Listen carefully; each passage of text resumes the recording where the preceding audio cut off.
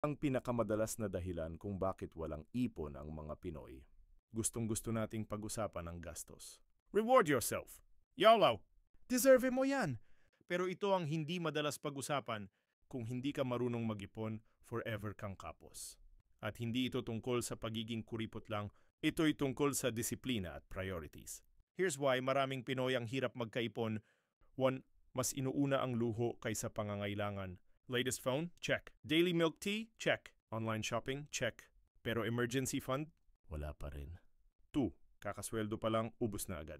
Dahil di marunong mag-budget, kung may dumating na pera, automatic gastos agad. 3. Nahihiyang tumanggi sa lakad o ambagan. Takot ma-FOMO. Ang wallet laging on the go sa pagkaubos. 4. Ayaw matawag na kuripot kaya hindi makatanggi sa gastos. Maraming Pinoy allergic sa salitang kuripot. Kaya kahit ayaw na, sige pa rin sa ambag, bili at pa-deliver. Nakakahiya naman, o kaya baka isipin madamot ako. Pero ang hindi alam ng iba, ang pagiging wise sa pera ay hindi pagiging madamot. 5. Walang malinaw na financial goal. Kung walang goal, walang direksyon.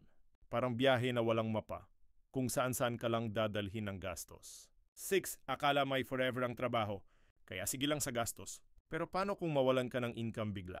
7. Mas inuuna ang ibang tao kaysa sarili. Huwag laging martyr. Kung hindi ka okay financially, paano ka tutulong long term?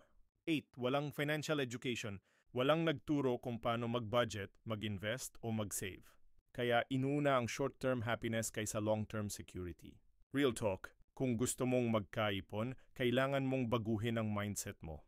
Hindi ito tungkol sa laki ng sweldo, kundi sa galing mong humawak ng pera. Matutong maging wise, hindi maging waldas. Unahin ang kinabukasan kaysa pansamantalang saya. Dahil kung hindi ngayon, kailan pa